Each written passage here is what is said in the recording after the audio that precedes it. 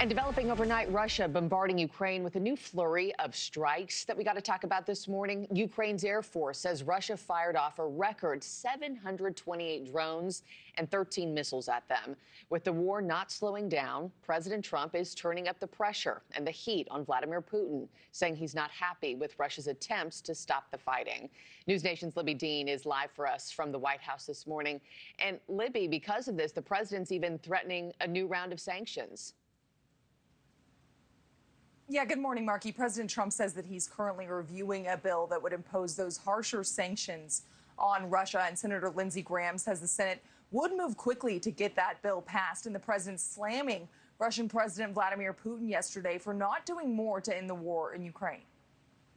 A lot of people are dying, and it should end. And I don't know, we get a lot of thrown at us by Putin. For you want to know the truth, he's very nice all the time, but it turns out to be meaningless.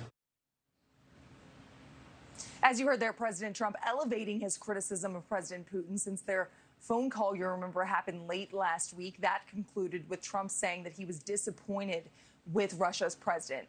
And this all comes after that reversal on aid to Ukraine after the Pentagon paused that aid, and then President Trump turned around to offer this new defensive of weapons for Ukraine. And Trump reportedly expressing frustration with the weapons pause because he felt it wasn't properly coordinated with the White House. That's according to the Associated Press. Now, that move to resume that aid that President Trump announced, that aid to Ukraine, of course, getting bipartisan support from lawmakers. The sooner Mr. Putin understands that we're going to be supportive of Ukraine and that Ukraine is not interested in giving up their land and they're not interested in giving up their freedom, the better off the rest of the world is going to be. Putin and Putin's military continue to attack civilian targets inside Ukraine every single night. They deserve our defense.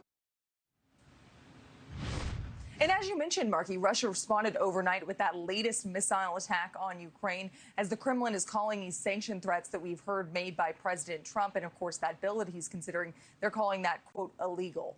Markie. Thank you for watching. Subscribe below and download our NewsNation app right now on your phone, and you will get fact-based, unbiased news for all Americans.